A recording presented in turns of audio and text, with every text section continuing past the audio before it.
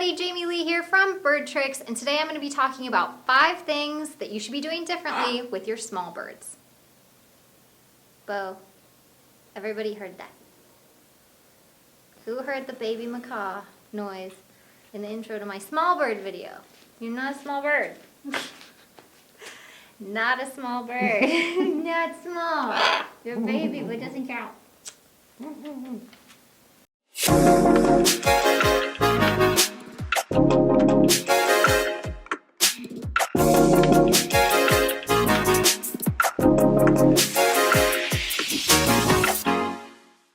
Number 1 is one that my husband Dave talks about all the time with our clients, and that is treat your small bird as if it could kill you. So in essence, we always say, treat it like a tiger. Would you do that with a tiger? A lot of the times people tend to bully small birds because it can't bite that hard.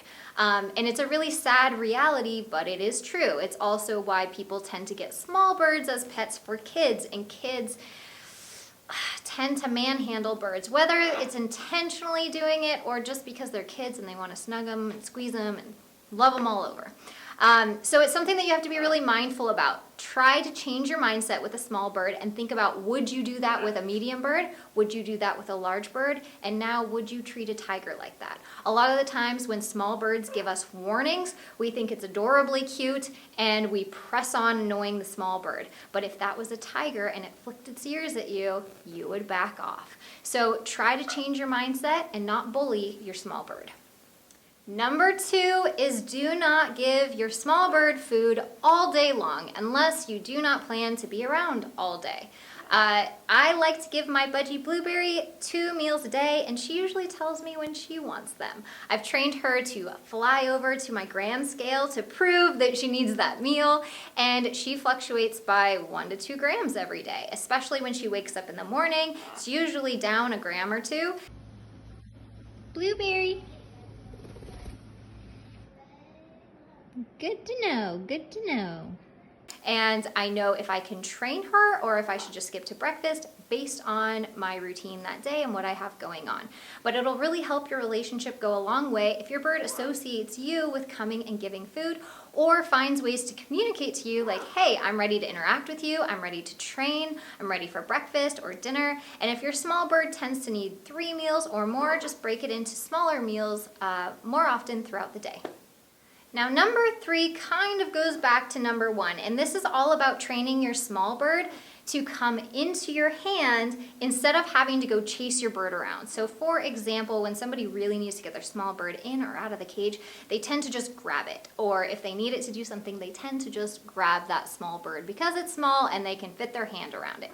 What is a better tactic is to actually formally train your bird to come into your hand itself. So if you ever need to grab it for some reason, it is a trained behavior that isn't traumatic or traumatizing in the way that it would set back your relationship. So this is something that I trained my Budgie Blueberry to do very early on, understanding that I would definitely need this and it would come in handy. And not to mention that it's absolutely adorable. So something that goes a long way in building a bond with your small bird. Number 4 is work through the flighty, scary moments. A lot of the times we give these small birds characteristics like flighty, and we just say, oh, they're flighty, they're easily scared, that scares them, this scares them, they just get scared, and we kind of accept it as fact instead of working through with desensitization to what those things are. If they're scared of specific things, you need to address it and work through it, given that it is an irrational fear. Now, if your flighty, scared bird is scared of the cat or the dog, that's a rational fear. It should be. That is a predator animal. Let's leave that fear as it is so that your bird knows to get to a safe spot away from them. However, if it's a rational fear where it's terrified of your purple slippers, that's something you're going to want to work through so that you can wear your fuzzy slippers.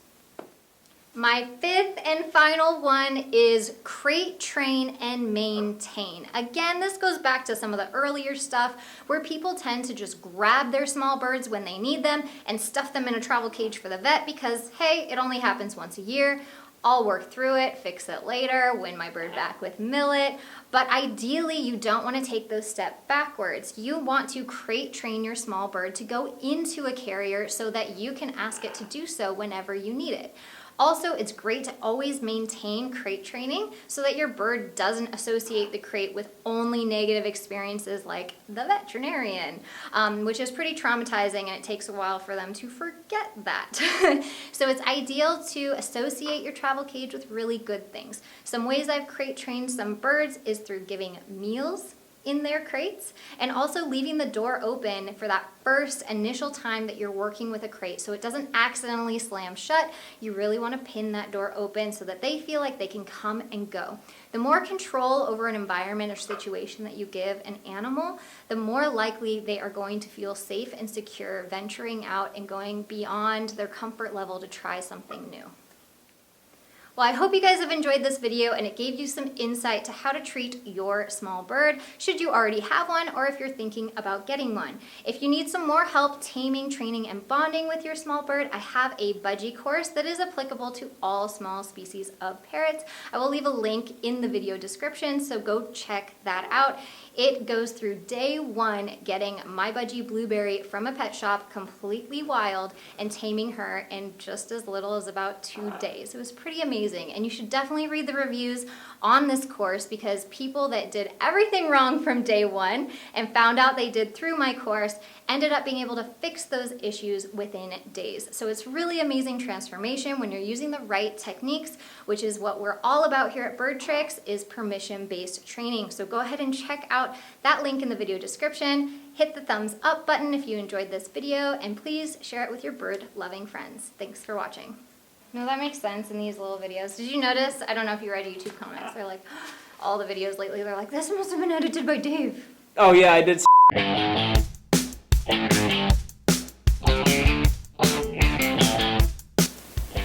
Could you, if it was tiny? Dr. Seuss. Okay. Could you on a bus? Could you if it was fluffy? Could you, should you, shush? Trying to film here.